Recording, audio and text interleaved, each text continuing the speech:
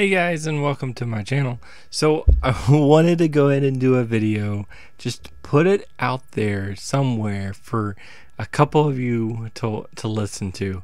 But I want to talk about the MCU and the DCEU and how they're not all that different. And hold on. Let me let me go ahead and get into it with you. Let me tell you why I feel this way. Okay, so what I'm talking about is actually, we're going to talk about the movies and how they got off the ground, okay? So the MCU started off with Iron Man. Yes, Iron Man. And that was massively successful. Surprisingly so, actually.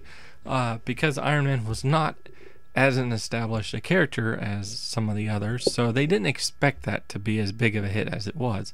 But it was, and it's awesome, and I love that movie. Really good movie, okay? So let's just establish that. So from Iron Man, we went to Incredible Hulk.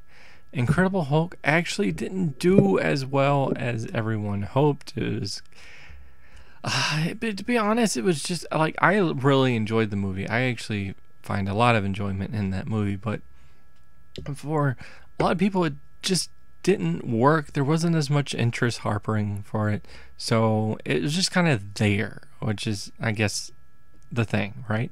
So starting off, we had a really massively successful movie, and then we had a movie that just didn't do that great. Even if I liked it, it didn't do as great. Okay, so 2 movies out the gate. Now, what other movies did we have before we got Avengers? Okay, we had we had Iron Man 2, then we had Thor, then we had Captain America to tie us off. Those were our movies. All right. So for the DCEU, what do we have to establish us for leading up to Justice League? We have Man of Steel, which is our Iron Man movie. It wasn't as well received, unfortunately. It was kind of mixed reactions and everything. Mixed response. But that is the Iron Man. It's the first movie out the gate. That's what we got. Okay. Now, our second movie out the gate was Batman v Superman. So I'm going to get to that one in a second because there's an important thing about that. Third one out the gate is Suicide Squad. Then we have Wonder Woman. Then we have Justice League. All right. So already you can tell by the count that I gave here that we are lacking for the DCEU. We're lacking a movie that the MCU had, right? One movie. And I'm going to get into what that movie is. So let's start off. Iron Man is pretty much the same thing as Man of Steel as far as establishing the universe, introducing us to one of our heroes that's going to play an important, integral part later, right? All that jazz. It's the one that launched the MCU, or in this case, launched the DCEU, whatever have you, right? So that's how that works. Okay, so when it comes down to, let's skip Hulk for a second. Let's go to Iron Man 2. Iron Man 2 is the same equivalent as Batman v Superman. Alright, so what do I mean by that? What I mean is both of them introduce more characters. Some of them you get into shorter roles, like you get Black Widow introduced into Iron Man 2. And obviously, she plays a big role later. You get Wonder Woman introduced in Batman v Superman. She plays a big role later. There's a lot of cameos and suggestions about other things, such as establishing the Avengers, establishing, the Justice League, which was already kind of mentioned, but we're mentioning it more. You've got 2 heroes that kind of go at it, where you have Roddy going and becoming War Machine, and then you got versus Iron Man, and then of course you got Batman versus Superman, yada yada. So I'm not talking about tone, I'm just talking about what they're establishing, what they're trying to do, right? Iron Man 2 wasn't received as well as one would hope, especially with Jon Favreau coming back on board. Batman v Superman was received even less so. So there's definitely that. But as far as what we're trying to establish here, what our goal is, they're equivalent in that way. Okay, so the remaining movies we have are Incredible Hulk, Thor, and Captain America. Captain America equals Wonder Woman. That's just the way it is. Both of them take place in the past. They give us more history and to an important character, important part of the team. They both have little notions of present day as well, so that's cool.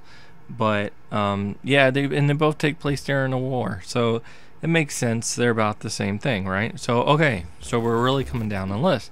That leaves Thor, and that leaves Incredible Hulk. So I'm gonna say, if I have to, that Incredible Hulk is equivalent to Suicide Squad. Now, I know what you're thinking. You're thinking, how can that be? How does that make any sense whatsoever? Well, let me break it down for you. For when it comes to the overall MCU, Incredible Hulk is actually almost as non-important as you can get. I mean, the only significance that comes out of that movie in any way, shape, or form is that you have the same actor who plays General Ross, right, in that film, who later on is in Captain America Civil War. Okay, they bring the same actor back and everything. That's the only significance we have. Hulk has changed visually. Hulk has changed as far as the actor's concerned. Betty's not even mentioned in any other films. You know, our villains aren't even mentioned in the other films. By all accounts, this movie does not exist. Okay, except for that one little connection. And really, that's not necessary to have an Incredible Hulk to establish later on. So, when it comes to Suicide Squad, right now, mind you, as far as the importance to Justice League, let's look at it that way. Is Suicide Squad relevant? The answer is no, it isn't. There's no real relevance to it. Was the Incredible Hulk relevant in terms of what happened with the Avengers? And the answer is no again. None of the events that take place in the Avengers have any kind of connection or repercussions or any tie-overs that go into Incredible Hulk has no tie-ins or anything to the Avengers. So you can take the Incredible Hulk out as a film, which is what the MCU is basically doing, and everything still flows just fine.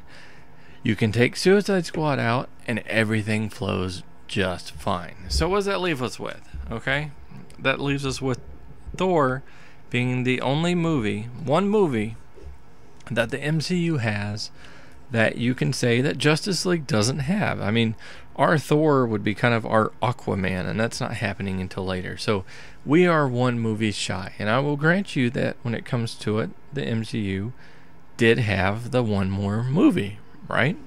Okay. But so far we've established Iron Man and Man of Steel, same thing. Again, not talking about quality, just as what they were trying to do.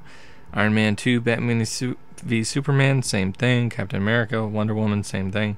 Incredible Hulk, Suicide Squad, same thing.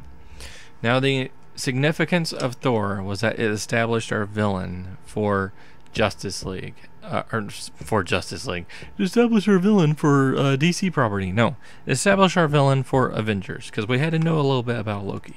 Or at least we had to get the basic setup that he would then use in Avengers, right? Little setup here or there. So that's the significance for him. But that's really the only thing that was necessary from that movie. Getting to know Thor would have been perfectly fine in Avengers. Getting a movie previous that let us learn about him and everything was fine. But again, that movie almost doesn't have anything that plays into the Avengers movie, minus Loki mind controlling a doctor. That's the only significance there. Because if you remember, at the end of the Thor movie, the Rainbow Bridge was broken. He wasn't supposed to be able to go anywhere, except he did. He never, meets with his girlfriend or anything. She had plays no role in the Avengers, so that's a non-issue there. Loki disappears at the end of the first one, only to show up in the after credits of the first one. But then again, if he shows up for the first time in Avengers, that's great. That's just fine. There's nothing really wrong with that. So there's really nothing that I can think of off the top of my head that plays a significant importance with Thor.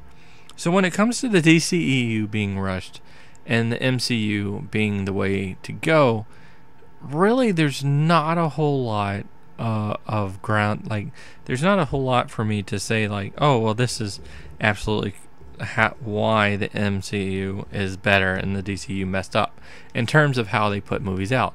MCU only put out one more movie, and that movie really is of no consequence to Avengers. It really isn't. Now, do I like that movie? Yes. Does it give me a little bit more going into Avengers? Sure. Was it absolutely necessary? No, I don't think it really was. And just looking by the other movies match up, so that kind of makes sense to me. That makes sense. But maybe I'm crazy. Go ahead and let me know in the comments below what you think about it. Again, this is not based off of quality of the movies, okay? Because you can make arguments and counter arguments about, well, the DCU does this worse than MCU, so that's why, or MCU does this worse than DCU, so that's why. Whatever you want to do, that's not really the point here. The point was establishing a criticism I saw of DCU that was saying that they are always rushing things. That's all I ever hear, is that they're rushing things. They're rushing things to get to Justice League. So all these movies were being, like, all these movies, they shortchanged movies. They didn't have as many movies. They're not taking their time like MCU did, kind of thing. And the groundwork for the Avengers was set back in Iron Man 1. So with all these other points, I just don't see how that's the same thing. If anything, the DCU should have learned from the mistakes the MCU made, and it doesn't look like in many people's eyes they did that, so I'll give you that. But go ahead and let me know what you think about all this in the comments below. Hopefully you enjoyed this, and if so, click that like button, share, subscribe to my channel, and listen to my other vids. I do appreciate it. And until next time, peace.